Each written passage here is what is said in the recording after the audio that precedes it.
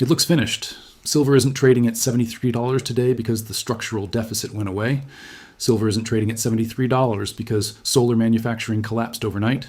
Silver isn't trading at $73 because central banks suddenly decided industrial metals don't matter. And silver isn't trading at $73 because the Chinese export restrictions got reversed.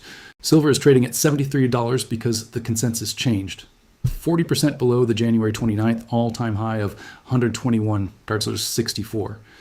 The CoinCodex algorithmic model is forecasting 46.67 by year end, a 36% additional drop from here. TD Securities' Bart Mellick has a $44.25 average for 2026, the lowest forecast on the LBMA analyst panel. The technical chart shows $54.50 as the bear case target if $70 fails on a weekly close. Reuters polled 30 analysts and got a 2026 median of $79.50. Meaning the average professional expects silver to go essentially nowhere from here for the rest of the year. That's the consensus. That's the narrative. Silver had its moment, the speculation got cleaned out, and the asset is now in a multi-quarter consolidation at best, a multi-year decline at worst. Here's what nobody is saying. That consensus is exactly the setup that has produced every major contrarian move in commodity markets in modern history. When the analyst forecasts cluster around the current price, when the algorithmic models predict another 36% downside, when the technical chart points to $54, when the financial press calls the rally finished. That's not the configuration of a market that is settled. That's the configuration of a market where everyone who was going to sell has already sold. Welcome back to the macro mirror. In this breakdown, I'm going to walk you through exactly why the bearish consensus has become this loud, with real numbers from the LBMA analyst panel and current technical charts. I'm going to show you why the COMEX physical inventory data has continued to deteriorate through the entire 40% paper price correction, a divergence that has historically marked the bottom of corrections, not the top of declines. I'm going to give you the historical analog from 2008, when silver looked exactly this finished, and the move that followed. And I'm going to give you the 4 signals that will tell you whether the contrarian setup is converting into a real reversal or just another bounce in a longer downtrend. Quick favor before we go further, subscribe. If you want clean breakdowns when consensus collapses and the contrarian setup becomes visible, not hype, not cheerleading, just the mechanics, hit the bell. The biggest moves in commodity markets happen when everyone has already given up. Let's get into it. Let me start with how loud the bearish consensus has actually become, because contrarian opportunities only exist when the consensus is genuinely lopsided, and right now it is. The Reuters poll of 30 professional analysts published their 2026 silver forecast at a median of $79.50, barely above the current $73 spot price. That's not a forecast, and that's a confession that the analyst community has no conviction on silver from here. The most bearish voice on the panel is Bart Mellick at TD Securities, calling for a 2026 average of $44.25, a 39% drop from current levels. JP Morgan, the largest bullion bank in the world, is at $81, meaning JP Morgan thinks silver finishes the year almost exactly where it is now. The algorithmic models are even more aggressive. CoinCodex's quantitative model is predicting a 10.33% drop in the next 7 days alone, targeting $65.25 by May 6th. Their year-end forecast is $46.67, a 36% decline from here. The technical analysts are similarly negative. The chart shows the 50-day exponential moving average at $80, actively capping every rally attempt. The 200-day EMA at $65 is the next support level if $70 fails. The Fibonacci extension targets $54.50 in the bearish case. Some technical analysts have published $20 as the deep bear target if the current consolidation pattern resolves to the downside, and the macro narrative is reinforcing all of it. The Iran war, instead of acting as a safe haven catalyst, has hurt silver because the conflict pushed oil higher, which strengthened the dollar, which suppressed dollar-denominated commodities. The Fed has refused to signal rate cuts, with CME Group data showing zero probability of an April cut. The Trump administration's trade policy chaos has created uncertainty without producing the inflation that would normally support precious metals. The Silver Institute's industrial fabrication forecast was revised downward, projecting a 3% decline to a 4-year low. Even the bullish counterargument has been compromised. Solar manufacturing is reducing silver content per panel, and Longi Green Energy is announcing copper-based cells starting Q2 2026. Rate all of that as a single picture. The price has dropped 40%. The analyst consensus has collapsed. The technical signals are bearish. The algorithmic models are calling for further drops. The macro environment is hostile. The industrial demand story is being questioned. And the speculative froth from the January peak has been completely cleaned out. So here's the first lesson. When the entire informed sell-side consensus turns bearish on an asset simultaneously, the marginal seller has usually already sold. The question is no longer whether silver will go down. The question is who is left to sell it. Let me get more concrete about why this matters. Because the consensus is bearish is meaningless without understanding what the consensus is missing. Picture a portfolio manager at a mid-sized commodity hedge fund. Tuesday morning, April 28th, 2026. He sits down at 7:45 a.m. and reviews his silver position. He bought silver in October 2025 at $52 and rode it to $105 in late January. Then watched it crash 36% in a single session on January 30th. He held through the first wave. Sold half at $85 in early February. Watched it grind down through March. Sold the other half at $74 in mid-April when the Iran ceasefire news hit. He's flat silver now. His annual P&L is solid. His risk team is happy. He pulls up the COMEX inventory data. Registered silver, 76 million ounces. He runs the open interest math. Total open interest, somewhere around 567 million ounces in paper claims. Coverage ratio, 13.4%. He pulls up the March 2026 delivery cycle data. The March cycle absorbed 9,212 contracts, equivalent to roughly 46.1 million ounces of physical silver. That figure represents 60.6% of the entire current registered stock, absorbed in a single delivery month. Read that again. One delivery month consumed 3/5 of the available registered metal. He pulls up the Shanghai premium, still 12-13% above LBMA spot. He pulls up the global supply-demand projection from the Silver Institute. Sixth consecutive year of deficit, projected at 46 to 67 million ounces for 2026. He pulls up the China import data, still running at 8-year highs. He pulls up the lease rates, still elevated above historical norms. Every structural signal he checks tells him the physical market is tighter than it was in January when silver was at $115. Yet the price is at $73, and the consensus says it's going lower. He sits with that contradiction for a few minutes, then opens his order management system and starts building back a long silver position. Not aggressively, not all at once, but starting. Because he's been in commodities for 15 years, and he's learned that when the structural data points one direction and the consensus points the other, the structural data wins on a 12 to 24-month horizon, even if the consensus wins for another 3 months. That's the conversation that's happening across every sophisticated commodity desk this week. Not in press releases, in quiet position rebuilding, with patience to absorb further weakness if it comes, and confidence that the structural setup is now better than it was 4 months ago. So here's the second lesson. The contrarian setup in silver isn't just that the consensus is bearish. It's that the consensus is bearish while the underlying physical data is more bullish than it was at the January peak. Those two conditions don't usually exist together.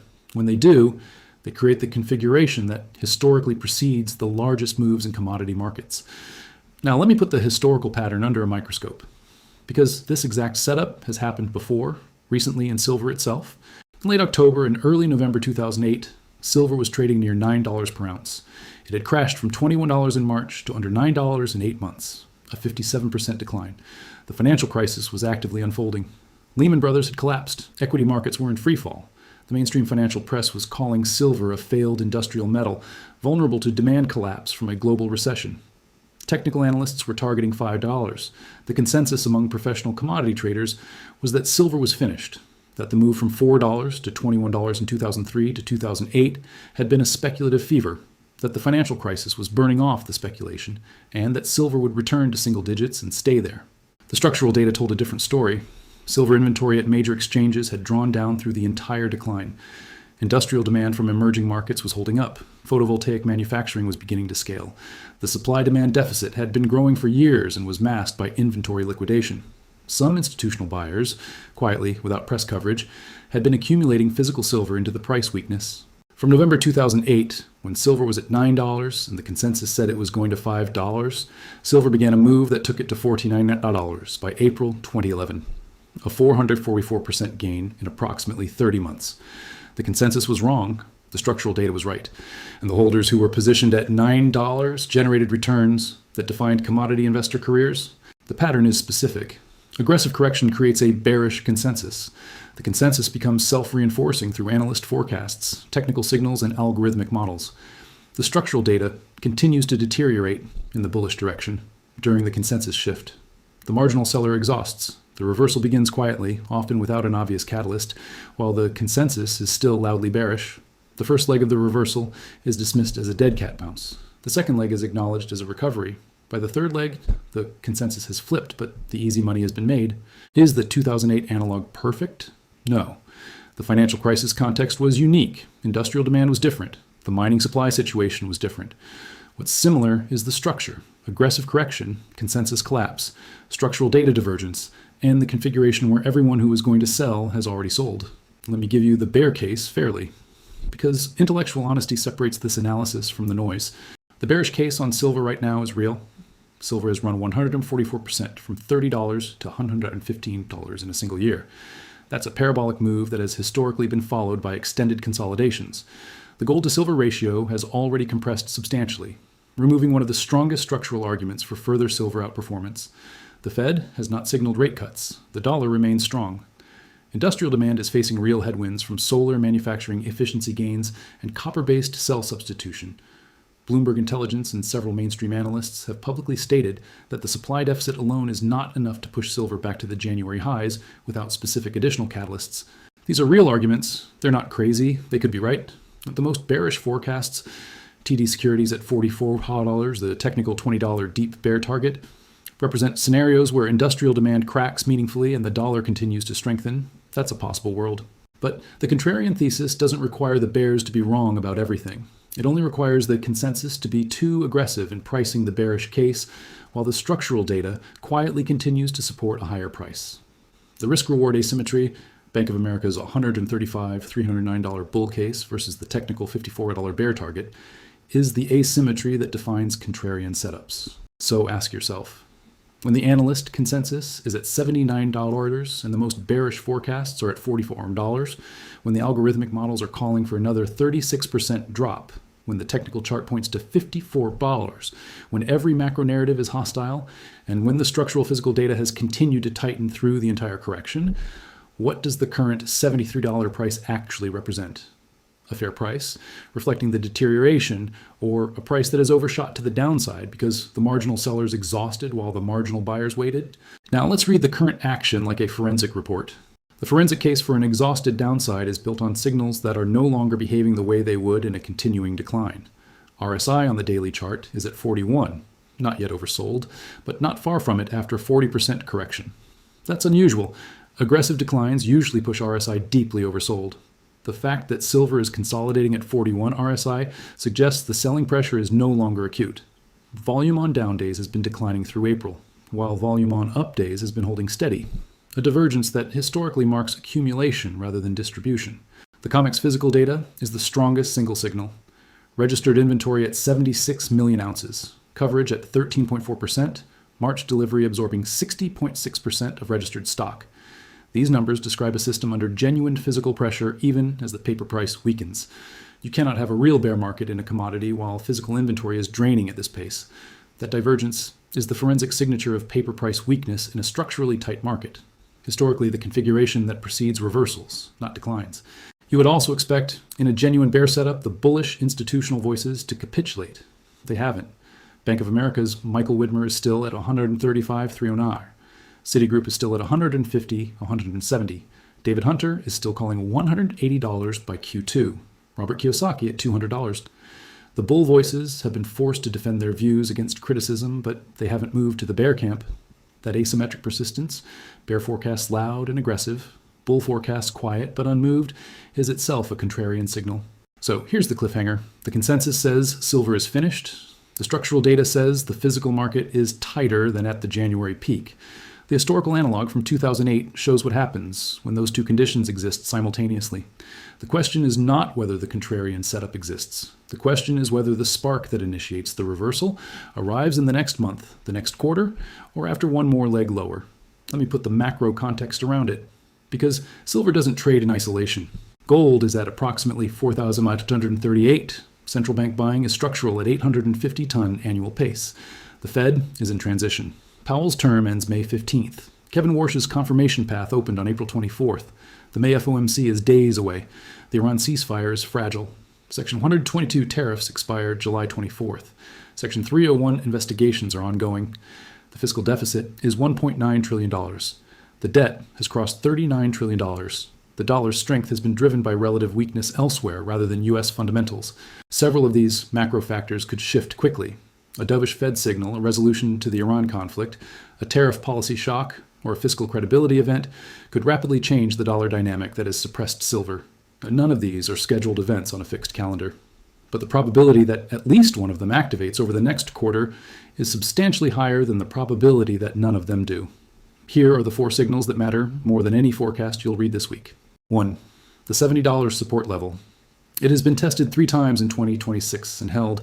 A weekly close below $70 would confirm the bearish case is winning. A sustained hold above $70, followed by a break above the 50 EMA at $80, would be the technical confirmation that the contrarian setup is converting to reversal. This is the cleanest single signal. 2. COMEX registered inventory and delivery cycle behavior. Registered silver at 76 million ounces is already at stress levels. If May delivery, which opens in days, produces standing rates above 6% of open interest, the physical squeeze is reasserting in real time. If standing rates remain at historical norms of 2 to 3%, the immediate pressure is being relieved. May is the next test. 3. Gold to silver ratio, currently around 65. Historical extremes in this ratio have repeatedly marked silver bottoms when the ratio is high, silver underperforming gold, and silver tops when the ratio is low. At 65, the ratio is neither, but a ratio that climbs back above 75 with gold rising would mark silver as deeply undervalued relative to gold. Watch the ratio trajectory more than the absolute silver price. 4. The first capitulation forecast revision from a major bear. If TD Securities, Capital Economics, or another prominent bear quietly revises their forecast upward, even modestly, the consensus shift has begun. Forecast revisions historically lag price by 4 to 8 weeks. If the price reverses, the analyst forecasts will follow. The first revision is the signal. Now I'm going to ask you 2 questions, and I want your honest answer in the comments. First, pick a price for silver at year-end 2026 and commit to a specific number. $46 like the algorithmic models, $79 like the analyst consensus, $135 like Bank of America's bull case, $200 like the most aggressive macro forecasters. Drop your number. Drop the catalyst you think drives it. Don't hedge. Second, of the 4 signals, the $70 support level, COMEX delivery behavior, gold-silver ratio, or analyst forecast revisions, which one would most clearly mark the inflection point if silver is genuinely turning? This question requires real thought because the answer determines what you should actually be watching over the next 60 days. Now, what should you expect next? Expect volatility. Markets at extremes of consensus rarely resolve quietly. Silver could test $70 again. Silver could break $70 and stop run to $65 before reversing. Silver could rally to $85 and fail before consolidating again. The path is unlikely to be linear in either direction. Expect mainstream financial media to continue describing silver as a failed asset for as long as the price stays under $80. The narrative does not lead the price. The narrative follows it. By the time the financial press acknowledges that silver has bottomed, the bottom will be visible only in retrospect. And expect the contrarian setup to feel uncomfortable. Buying assets that the consensus says are finished is psychologically difficult precisely because the consensus is loud. The 2008 silver bottom at $9 felt like the worst time to buy silver in a generation. It was the best time to buy silver in a generation. The two are usually the same. I'm not telling you what to buy. This is education, not personal financial advice. Your situation is your situation. But I'm telling you what the structural setup actually is, with real numbers from this week. Silver is at 73. The Reuters analyst median is $79.50. The most bearish forecast is $44. The algorithmic models are calling for $46.67 by year-end. COMEX coverage is at 13.4%. The March delivery cycle absorbs 60.6% of registered stock. The deficit is in its 6th year. Bank of America's bull case is $309. Amateurs watch the consensus. Pros watch the divergence between consensus and structural data. The amateur tape says silver is finished. The professional tape says the conditions for the next major move are being assembled while everyone is looking the other way. Silver has been monetary metal for 5,000 years. It has priced every cycle of consensus collapse and contrarian reversal in modern commodity history. The 2008 bottom at $9, the 2015 bottom at $14, the 2020 bottom at $12. Each one looked finished at the time. Each one initiated a multi-year cycle that defined the next era of the metal. The question is not whether the current setup is finished. The question is whether you're positioned before the consensus realizes it isn't. So here's the clean summary. Silver is at $73, down 40% from the January 29th ATH. The Reuters analyst median is $79.50. CoinCodex's algorithmic model targets 46.67 by year end. Bank of America's bull case is $135,309. COMEX registered inventory at 76 million ounces. Coverage at 13.4%. March delivery absorbed 60.6% of registered stock in 1 month. Sixth consecutive deficit projected at 46.67 million ounces. The 2008 analog showed silver bottoming at $9 with a $5 technical target, then running to $49 in 30 months. Every bullish institutional voice has held its position despite consensus pressure. This is where the serious holders of monetary assets separate from the tourists. The tourists watch the consensus. The serious holders watch the divergence. If you want the next breakdown, the moment $70 holds or fails, the moment the next delivery cycle data hits, the moment the first capitulation forecast revision arrives, subscribe. These shifts don't announce themselves on the channels that are paid to keep you looking the other way. Hit the bell so you catch the move before the headlines do.